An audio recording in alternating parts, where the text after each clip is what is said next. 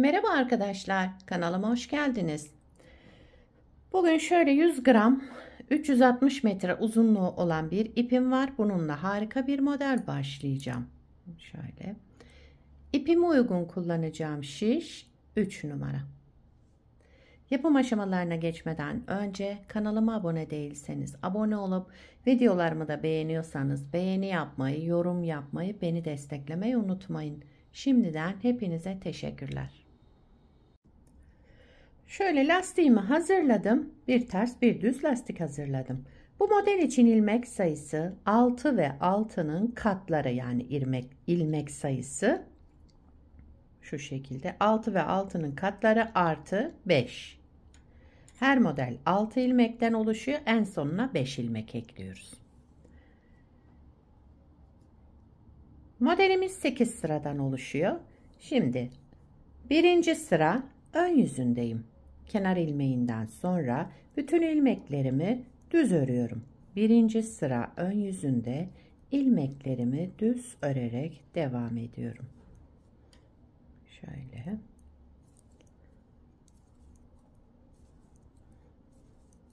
Biraz hızlı öreceğim. Burada farklı bir işlem yapmıyorum. Sıra boyu ilmeklerimi ters örüyorum. Pardon, düz örüyorum.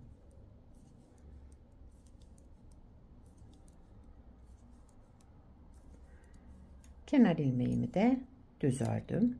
İkinci sıra arka yüzündeyim. Kenar ilmeğinden sonra bütün ilmeklerimi ters örüyorum. Şöyle. Birinci sıra ön yüzünde düz, ikinci sıra arka yüzünde ilmeklerimizi ters örerek tamamlayalım.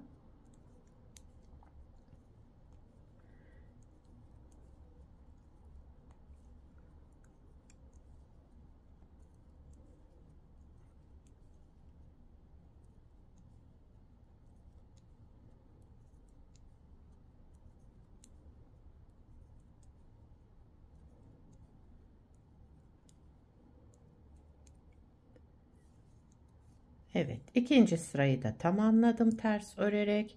Üçüncü sıra ön yüzündeyim. Şöyle.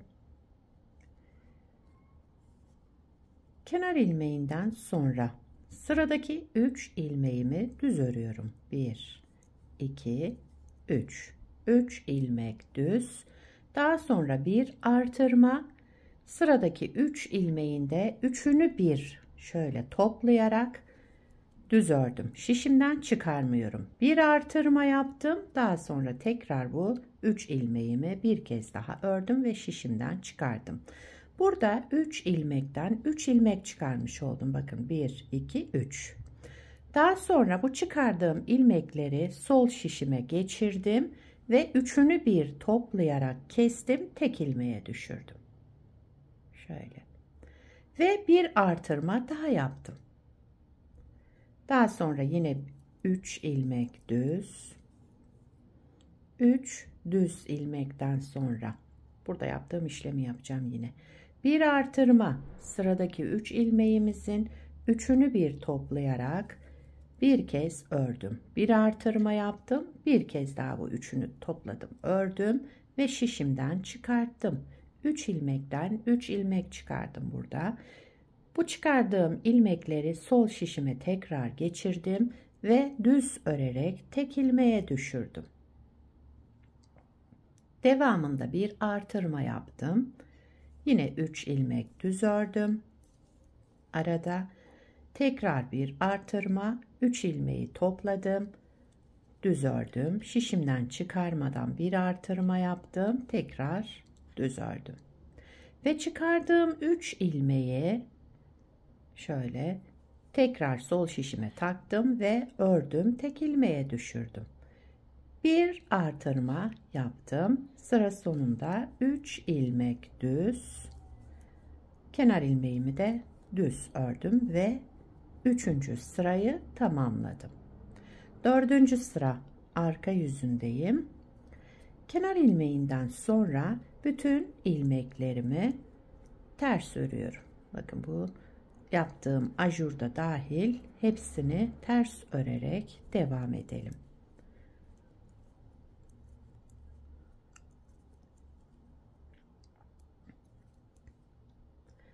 Evet, şöyle sıra sonuna kadar ilmeklerimi ters örüyorum.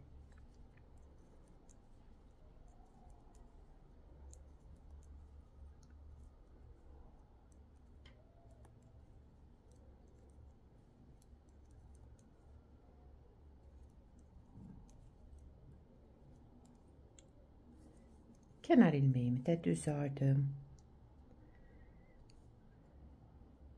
Evet, 4 sırayı tamamladım. Şimdi 5. sıraya başlayacağız. Modeli kaydırarak kuracağız 4 sırada.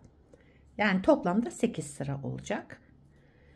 5. sıra ön yüzündeyim. Kenar ilmeğinden sonra bütün ilmeklerimi düz örüyorum.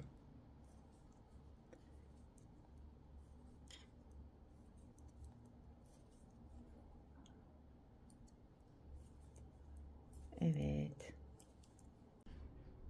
5. sırayı tamamladım. 6. sıra arka yüzündeyim.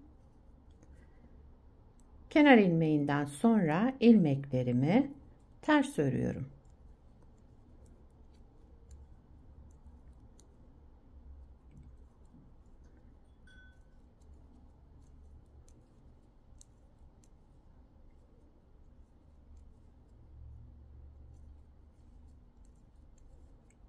Evet, sıra sonuna kadar ilmeklerimizi ters örerek devam ediyoruz.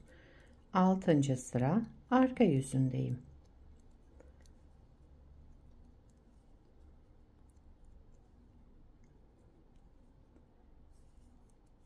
Sıramı tamamladım.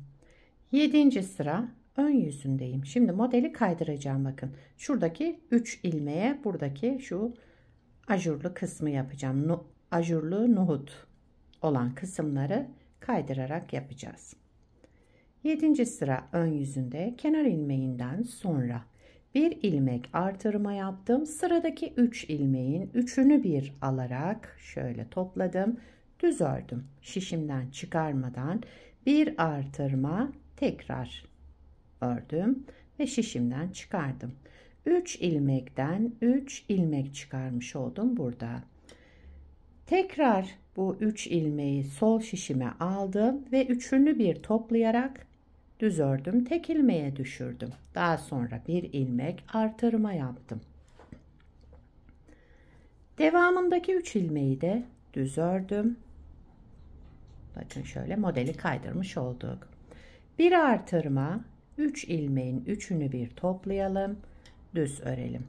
Bir artırma yapalım, tekrar bu üçünü düz örelim, daha sonra sol şişimizden çıkartalım. Ve çıkarmış olduğumuz bu, yani üstteki 3 ilmeği tekrar sol şişimize takalım ve düz örerek tek ilmek çıkartalım. Devamında tekrar bir artırma yapalım. 3 ilmek düz, bir artırma, sıradaki 3 ilmeğin de üçünü bir düz örerek topladım, bir artırma yaptım, tekrar düz ördüm ve alttaki 3 ilmeği bıraktım. Şimdi üstteki 3 ilmeği tekrar sol şişime taktım ve düz örerek tek ilmek çıkarttım. Devamında tekrar bir artırma yaptım. 3 ilmek düz, son 3 ilmeğim kaldı. Bir artırma, daha sonra bu üçünü topladım, düz ördüm, bir artırma yaptım, tekrar düz ördüm. Bu alttaki 3 ilmeği bıraktım sol şişimden. Daha sonra üstteki 3 ilmeği tekrar sol şişime aldım ve düz örerek tek ilmek çıkarttım. Bir artırma yaptım, kenar ilmeğimi düz ördüm. Bu şekilde 7. sıramızı da tamamladık.